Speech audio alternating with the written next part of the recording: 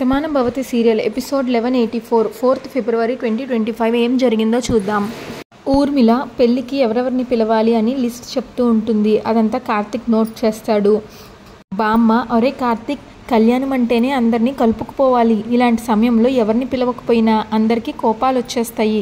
శుభకార్యానికి మేము పనికిరామా అంటూ కోపాలు వచ్చేస్తాయి. కాబట్టి అందరి పేర్లు రాయండి అంటుంది. సరే బామ్మ అని కార్తిక్ అంటాడు. ఊర్మిళ, అమ్మమ్మ, అందరినీ పిలిచి అంగరంగ వైభవంగా కళ్యాణం జరిపించడం లేదు, అది కార్తిక్కి ఇష్టం లేదు అని వాడే చెప్పాడు. సింపుల్గా చేద్దామని అన్నాడు. అందుకే కావాల్సిన వాళ్ళని, బాగా దగ్గరగా ఉన్న వాళ్ళని మాత్రమే పిలుద్దాం అని ఊర్మిళ అంటుంది. దానికి బామ్మ, సర్లేవే, కాకపోతే హడావిడిలో ఉన్నప్పుడు అయిన వాళ్ళని కూడా ఒక్కోసారి మర్చిపోతాము, దాన్నే పట్టుకుంటే ఎలా అవుతుంది అని అంటుంది బామ్మ. దోసపాడు వాళ్ళకి ఒక్క కార్డు రాస్తే చాలు, ఊరంతా కదిలొస్తుంది, కానీ అదేమీ నేను చెప్పలేదు కదా అని బామ్మ అంటుంది. దానికి మనోహర్, అమ్మ అవన్నీ మేము చూసుకుంటాం, ముఖ్యమైన వాళ్ళకి మేము ఒక లిస్ట్ రాసుకున్నాము, అదే ఇప్పుడు రాస్తున్నాం, వాళ్ళందరినీ పిలుస్తాం అని అంటాడు. మీ లిస్ట్లో ఏమన్నా ఉంటే చెప్పండి అని అంటాడు మనోహర్. ఇంకా నీలిమ వాళ్ళ పెద్దమ్మ, నిజంగా మా నీలిమ చాలా అదృష్టవంతురాలండి, నాకు మీ అందరినీ చూస్తుంటే చాలా ముచ్చటేస్తుంది. తన వాళ్ళందరికీ తను దూరమైనా సరే మీలాంటి గొప్ప ఇంటికి తను కోడలు కాబోతుంది.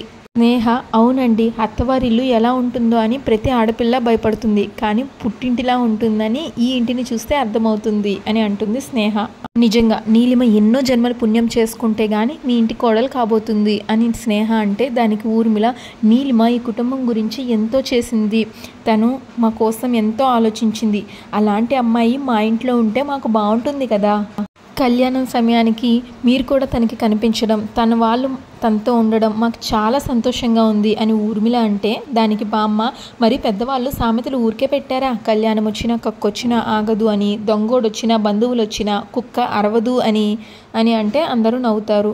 ఈలోగా వాసు వస్తాడు. అమ్మ, చెల్లమ్మ అంటూ వాసు వస్తే, రెండన్నయ్య కూర్చోండి అంటుంది ఊర్మిళ.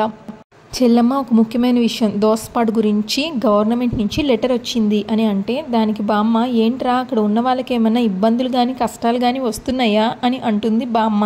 దానికి వాసు, అదేం లేదమ్మా, అది వ్యవసాయ ఆధారిత ఊరు కదా, అక్కడ ఎన్నో ఏళ్ళుగా ఒకే రకం పంట పండిస్తున్నారు, అక్కడ పంట మార్పిడి చేయాలి, దానికి సంబంధించిన కొత్త రకమైన బంగాళాలు ఎక్కడ దొరుకుతాయా అని విచారణ చేయమని మా డిపార్ట్మెంట్ వాళ్ళు నాకు అప్పగించారు అని అంటాడు వాసుదేవరావు. నేనిప్పుడు దాని గురించి ఎంక్వైరీ చేయాలి అని వాసు అంటాడు. ఇంకా మనోహర్ ఏమో, ఒరే వాసు, ఇందాకే దీని గురించి నాకు చెప్పావు కదా, నేను కూడా ఎంక్వైరీ చేస్తాను అని చెప్పాను కదా, మళ్ళీ ఇంతలోకే వచ్చి మీ చెల్లెమ్మకి విషయం చెప్తున్నావు అంటే నేనేం చెయ్యలేననా అని ఉద్దేశం అని అంటాడు వాసుని. ఇప్పుడు వాసు, చచ్చా అదేం లేదురా, ఆ ఊరంటే చెల్లెమ్మకి ఎంతో మమకారం అని నాకు తెలుసు కదా, అందుకే చెల్లెమ్మకి కూడా ఒక మాట చెప్తున్నాను అని అంటాడు వాసుదేవరావు. అప్పుడు మనోహర్, అరే నువ్వు విషయం మీ చెల్లెమ్మకి తెలిస్తే కేవలం నీకు వచ్చిన ఆర్డర్ గురించి మీ చెల్లెమ్మకి తెలుస్తుంది, కానీ నువ్వు విషయం నాకు చెప్పావు కదా, నేను ఆల్రెడీ దానికి సంబంధించిన విచారణ ఎంక్వైరీ మొత్తం చేశాను రా, నేను మొత్తం కనుక్కున్నాను ఎక్కడ దొరుకుతాయి ఏంటి అని అంటాడు మనోహర్. దానికి వాసు, గొప్ప పనే చేసావు, నువ్వు చేస్తావనే కదరా నీకు చెప్పింది, మధ్యలో నేను మా చెల్లికి చెప్తుంటే నువ్వెందుకు అడ్డుపడుతున్నావు అని అంటాడు. అప్పుడు కార్తిక్, అది సరే, ఇంతకీ ఆ కొత్త రకమైన విత్తనాలు ఎక్కడ దొరుకుతాయి అని అంటాడు. దానికి మనోహర్, అరే రా, విశాఖపట్నం దగ్గరలో అమ్మవారిపల్లి అనే ఊర్లో కొత్త రకంగా సీడ్స్ బ్యాంక్ పెట్టాలని ప్రయత్నం చేశారంట, దానికి సంబంధించి చాలా రీసెర్చ్ చేసి కొత్త విత్తనాలు కూడా సృష్టించారంట. ఆ గ్రామంలో మురారి అన్నతను అదంతా చూసుకుంటున్నాడంట, అక్కడికి వెళ్తే వరిలోని కొత్త విత్తనాలు దొరుకుతాయి, మనకు కావాల్సిన ఇన్ఫర్మేషన్ దొరుకుతుంది అని మనోహర్ అంటాడు. దానికి వాసు, మరింకే అక్కడ మనకి తెలిసిన వాళ్ళు ఎవరైనా ఉన్నారేమో ఎంక్వైరీ చేద్దాం, వెంటనే ఊరు వెళ్దాం అని అంటాడు. ఇంకా ఊర్మిళ కలగజేసుకుని, ఏ ఊరండి అన్నారు, అమ్మవారిపల్లె అంటే ఎక్కడో విన్న ఊరు పేరులాగా ఉందే అని ఊర్మిళ అంటుంది. దానికి కార్తిక్, అదే అమ్మ, మొన్న ముగ్గుల పోటీలో సత్య అనే అమ్మాయి గెలిచింది కదా, వాళ్ళది ఆ ఊరే అని అంటాడు. దానికి ఊర్మిళ, కరెక్ట్గా చెప్పావు కార్తిక్, ఆ మురారి ఎవరో కాదు, సత్య వాళ్ళ మావయ్య, వాళ్ళందరూ మనకి తెలిసిన వాళ్ళే అని అంటుంది ఊర్మిళ. ఇప్పుడు వాసు, మరింకే ఈరోజు నేను నక్కతోక తొక్కానమాట, గవర్నమెంట్ నాకు అప్పగించిన పని వెంటనే తేలిపోతుంది అని సంతోషపడతాడు వాసుదేవరావు. ఆ అమ్మాయి కూడా మనతో చాలా బాగా కలిసిపోయింది, వాళ్ళు కూడా చాలా మంచి వాళ్ళు అని చెప్పారు కదా. వెంటనే నేను మనోహర్ ఆ ఊరు వెళ్తాం, అక్కడ విత్తనాల గురించి తెలుసుకుంటాం అని వాసు అంటాడు. అప్పుడు మనోహర్ అయితే వెంటనే మన ఇద్దరం అమ్మవారిపల్లి వెళ్ళాలన్నమాట. చూసేవారా, నీ ఉద్యోగం గురించి నేను కూడా ఊర్లు తిరగాల్సి వస్తుంది. పోనీలేరా, అక్కడ మనకు కావాల్సిన వాళ్ళు ఎవరో ఉన్నారు కదా, వాళ్ళని చూసినట్టు ఉంటుంది, కొత్త విషయాలు తెలుసుకున్నట్టు ఉంటుంది అని మనోహర్ అంటాడు. అక్కడికి పార్దు వచ్చి నన్ను చూశాడు, కానీ నా మీద డౌట్ వచ్చే ఉంటుంది, నన్ను ఒక్క మాట కూడా ఇంతవరకు అడగలేదు అని నీలిమ టెన్షన్ పడుతూ ఉంటుంది. ఇంట్లో కూడా ఒక్క మాట కూడా చెప్పినట్టు లేడు. పార్దు మౌనం వెనుక కారణం ఏంటి? పొరపాటును కానీ ఇదంతా చెప్తే ఇంట్లో పెద్ద గొడవ అవుతుంది. ఇప్పుడు నేనేం చేయాలి? ఇంట్లో నేనేం చెప్పినా ఎవరు నమ్ముతారు అని నీలిమ టెన్షన్ పడుతుంది. పార్దు ఏమో విషయం మొత్తం వాళ్ళ వైఫ్ చాందినికి చెప్తాడు. చాందిని, నేను నమ్మలేకపోతున్నాను పార్దు అని అంటుంది. నువ్వేమన్నా పొరపాటు పడుతున్నావేమో పార్దు అని అంటుంది చాందిని. దానికి పార్దు, లేదు చాందిని, నేను చూసింది నీలిమనే. డాడీ నీలిమని దత్తత తీసుకున్న తర్వాత నీలిమలో చాలా మార్పు వచ్చింది. నేను తనతో రాఖీ కట్టించుకున్నాను, తను కూడా భానులాగా గొప్పగా ఆలోచిస్తుంది అని అనుకున్నాను. నీలిమలో మార్పుని నేను నమ్మాను అని అంటాడు. దానికి చాందిని, అంటే ఏంటి పార్దు? ఒకవేళ నీలిమ అక్కడికి వచ్చింది, అజయ్ నీకు ఫోన్ చేసి చెప్పాడు, నీలిమని కనిపించింది అంటే నువ్వు నీలిమని తప్పు పడుతున్నావా అని అడుగుతుంది పార్దుని చాందిని. ఒక మనిషిని నమ్మటం అంటే మనసారా నమ్మటం అని నువ్వే నాకు చెప్పావు. ఇలాంటి చిన్ని చిన్ని అపార్థాలు ఎన్ని గొడవలకు దారితీస్తాయో మనిద్దరికీ తెలుసు. నేను నీ మీద అపోహలు పెంచుకొని నేను బాధపడుతూ నిన్ను కూడా బాధ పెడుతున్నప్పుడు నీలిమనే నాకు నచ్చ చెప్పింది. మన బంధం మళ్ళీ ఇంత బలపడిందంటే దానికి కారణం నీలిమ.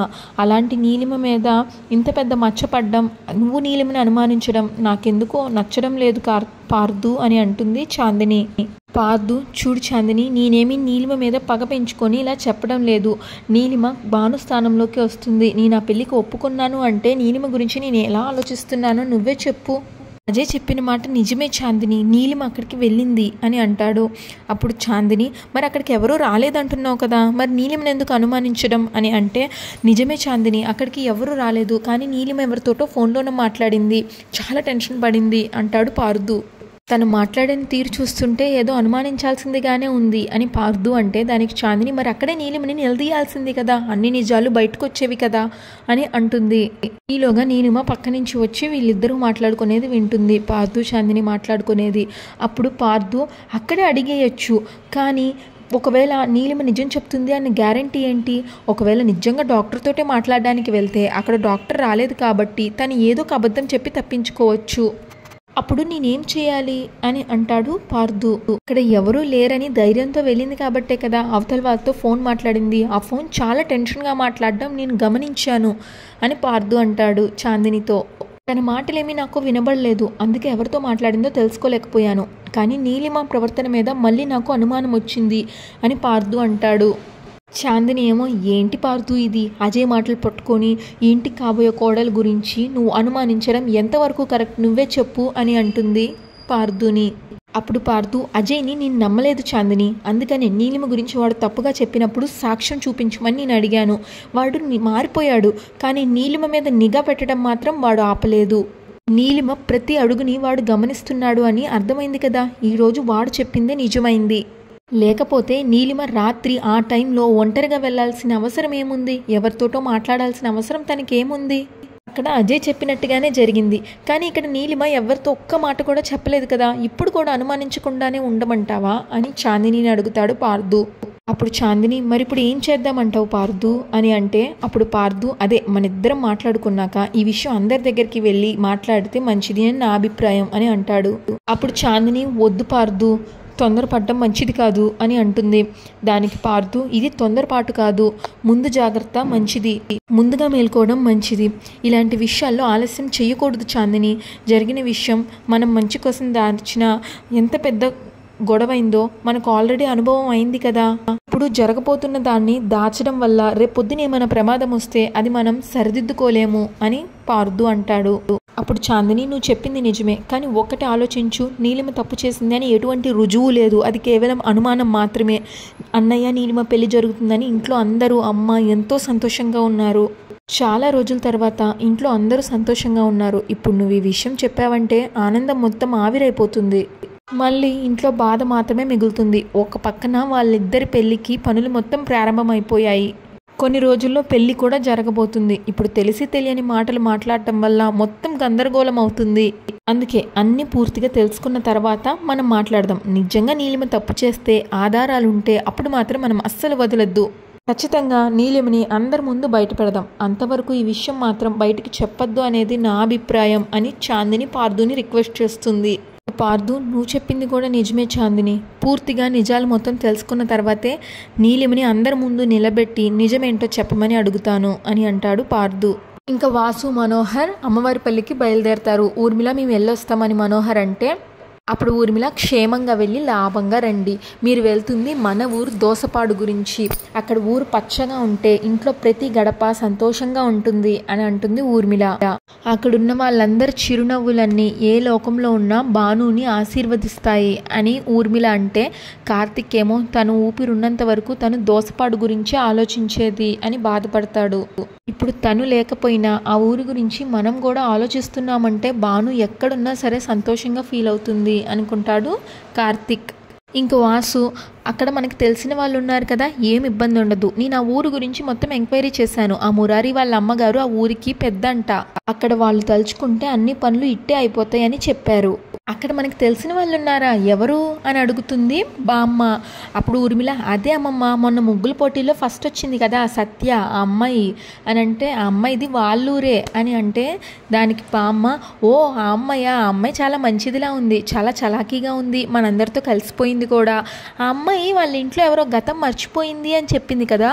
ఒరే వాసు, మీరు ఆ ఊరు వెళ్ళినప్పుడు ఆ అమ్మాయిని కూడా పలకరించి రండి అని అంటుంది బామ్మ. మేము కూడా ఆ అమ్మాయిని అడిగానని చెప్పండి అంటుంది బామ్మ. సరే అని తలూపుతారు వాసు, మనోహర్. వాసు, తప్పకుండా అమ్మ, అంత దూరం వెళ్ళాక తనని కలవకుండా వస్తామా, తన్ని కలిసి మంచి మాటలు చెప్పి జాగ్రత్తలు చెప్పి వస్తాం అని అంటాడు. ఇంకా మనోహర్ ఏమో, తనని చదవమని ఊర్మిళ భగవద్గీత పంపించింది కదా, ఎంతవరకు చదివిందో కూడా కనుక్కొని వస్తాం అని మనోహర్ అంటాడు. ఇంకా చెల్లెమ్మ, మేము వెళ్ళొస్తామని బయలుదేరుతుంటే అన్నయ్య ఒక్క నిమిషం అంటూ శుభలేఖ భువనేశ్వరి గారి పేరు మీద రాసి ఈ శుభలేఖ వాళ్ళకిచ్చి మన ఇంటి పెళ్ళికి తప్పకుండా రమ్మని చెప్పండి అని ఊర్మిళ అంటుంది. ఆ కుటుంబంతో మనకు పరిచయం లేకపోయినా వాళ్ళ మంచితనం ఏంటో మనకి తెలిసింది కాబట్టి అలాంటి కుటుంబం ఆశీర్వాదం మన కార్తిక్, నీలిమ మీద తప్పకుండా ఉండాలి. సో కాబట్టి పెళ్ళికి తప్పకుండా రమ్మని చెప్పండి అని ఊర్మిళ అంటుంది. వాసు, మనోహర్ బయలుదేరతారు అమ్మవారి పల్లికి. ఇంకా ఆదిత్యనేమో భానుని ఇంటి నుంచి పంపించడానికి ఏర్పాట్లు మొత్తం చేస్తారు. ఆదిత్య భానుకి ఫోన్ చేస్తే భాను ఇలా అంటుంది, ఆదిత్య దొరికిందా అంటే, దొరికిందక్క, మన ఊరికి 50 కిలోమీటర్ల దూరంలో ఒక ఇల్లు చూశాను, ఇక్కడుంటే నువ్వెక్కడున్నావో కూడా ఎవ్వరు కనుక్కోలేరు అని చెప్తాడు ఆదిత్య. ఎప్పుడు వెళ్దాం చెప్పు అని ఆదిత్య భానుని అడిగితే అప్పుడు భాను వెళ్ళాలి అని నిర్ణయించుకున్నాక ఎంత తొందరగా వెళ్తే అంత మంచిది అని భాను అంటుంది. ఈరోజు మధ్యాహ్నమే వెళ్ళిపోతాను అని భాను అంటే దానికి ఆదిత్య, నువ్వు ఆ ఇంటి నుంచి బయటికి రావాలంటే అక్కడ అందరూ ఉంటారు కదక్క, ఎక్కడికి వెళ్తున్నావు అని అడుగుతారు, అప్పుడు ఏం చెప్తావు అని అడుగుతాడు ఆదిత్య. భాను, నేను అదే ఆలోచిస్తున్నాను, నేను ఇంట్లో నుంచి కాలు బయట పెట్టాను అంటే మురారి గారు ఒప్పుకోరు, పెద్దావిడ గారు కూడా ఒప్పుకోరు. వీళ్ళంతా నా మీద అంత మమకారం పెంచుకున్నారు, కానీ ఏదో ఒకటి చేసి నేను ఇంటి నుంచి వచ్చేయాలి, అవన్నీ నేను చూసుకుంటాను, ఎవరికంట పడకుండా నేను వస్తాను అని భాను అంటే సరే అక్క అని ఫోన్ పెట్టేస్తాడు ఆదిత్య. మరో పక్కన సత్యకి ఊర్మిళ ఫోన్ చేస్తుంది. ఊర్మిళ ఫోన్ చూడంగానే సత్య, హలో ఆంటీ ఎలా ఉన్నారు అని అడిగితే నేను బాగానే ఉన్నాను అంటుంది ఊర్మిళ. మీరంతా ఎలా ఉన్నారు అని ఊర్మిళ అడుగుతుంది. మేమంతా చాలా బాగున్నామా ఆంటీ అని సత్య అంటుంది. అప్పుడు ఊర్మిళ, అమ్మ సత్య, మా ఆయన మా అన్నయ్య ఈరోజు మీ ఊరు వస్తున్నారు, అక్కడ మీ మావయ్యతో మాట్లాడాల్సిన పని ఉంది, వాళ్ళు ఇప్పుడు బయలుదేరారు, మధ్యాహ్నం సరికల్లా అక్కడికి వస్తారు. ఇప్పుడు సత్య, అవునా, ఎంత మంచి మాట చెప్పారా ఆంటీ, మీరు కూడా రావాల్సింది కదా, మా ఊరు మా ఇల్లు మొత్తం చూసేవాళ్ళు అని సత్య అంటుంది. అప్పుడు ఊర్మిళ, తప్పకుండా వస్తామమ్మా, అలాగే మీ అందరూ కూడా ఇక్కడికి రావాల్సి ఉంటుంది అని చెప్తుంది ఊర్మిళ. వచ్చాక మా వాళ్ళు విషయం చెప్తారు, నువ్వు కొంచెం వాళ్ళని రిసీవ్ చేసుకుంటావా అని సత్యని అడిగితే అప్పుడు సత్య, మీరేం టెన్షన్ పడకండి ఆంటీ, వాళ్ళు ఊర్లోకి రాగానే భువనేశ్వరి గారి ఇల్లు అని ఎవరిని అడిగినా సరే తీసుకొచ్చి వాళ్ళే ఇంటి ముందు దింపుతారు అని సత్య చెప్తుంది. ఇంటికి రాగానే వాళ్ళని నేను రిసీవ్ చేసుకుంటాను, వాళ్ళని ఎంత బాగా చూసుకుంటానో అక్కడికి వాళ్ళు వచ్చాక వాళ్ళు మీకు చెప్తారు అని అంటుంది సత్య. అన్నట్టు మా రాధని కూడా వాళ్ళకి పరిచయం చేస్తాను అని సత్య అంటుంది. అప్పుడు ఊర్మిళ అదేంటమ్మా తను రాధ కాదు కీర్తి అని నువ్వు చెప్పావు కదా అని ఊర్మిళ అడుగుతుంది సత్యాని. అప్పుడు సత్య అబ్బో అదో పెద్ద కథ ఆంటీ, మేము ఒకటి అనుకుంటే ఇంకొకటి జరిగింది, మొత్తానికి తనైతే మా రాధే అని చెప్తుంది సత్య. కానీ పాపం గతం మర్చిపోయింది, నేను తనని అంకుల్ వాళ్ళకి పరిచయం చేసి మొత్తం స్టోరీ చెప్తాను, ఉంటాను అని చెప్తుంది. పెట్టేస్తుంది ఫోన్ సత్య. అలాగే అంటుంది ఊర్మిళ. సత్య అమ్మమ్మ ఈరోజు మన ఇంటికి గెస్ట్లు వస్తున్నారు అని చెప్తుంది. అది విన్న భాను తన మనసులో ఇంటికి ఎవరో గెస్ట్లు వస్తున్నారు, అందరూ హడావిల్లో ఉంటారు, ఆ హడావిల్లోనే నేను మెల్లగా వెళ్ళిపోవాలి అని అనుకుంటుంది భాను మనసులో. అంతటితో ఎపిసోడ్ పూర్తయిపోతుంది. ఇంకా నెక్స్ట్ ఎపిసోడ్ ప్రోమోలో వాసు మనోహర్ కరెక్ట్గా భువనేశ్వరి ఇంటి ముందు కారు ఆపుతారు.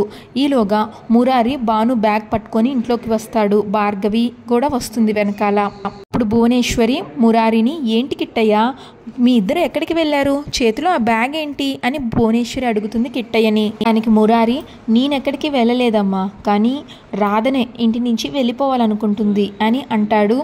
దానికి భువనేశ్వరి షాక్ అవుతుంది. అప్పుడు భాను నేనెవరినండి, అసలు నా గతం ఏంటి, నేను మీ మనిషిని అని మీరు అంటున్నారు, కానీ నా మనుషులు ఎవరు అనేది మాత్రం నాకు అసలు తెలియడం లేదు, నన్ను ఏం చేయమంటారు అని భాను అడుగుతుంది. ఈలోగా లోపలికి వచ్చేస్తారు మనోహర్ వాసు భానుని చూస్తారా. Shatamanam Bhavati serial regular update కోసం మా ఛానల్ని సబ్స్క్రైబ్ చేసుకోండి. Thanks for watching. అలాగే ఈ ఎపిసోడ్ పైన మీ అభిప్రాయాన్ని కామెంట్ చేయండి.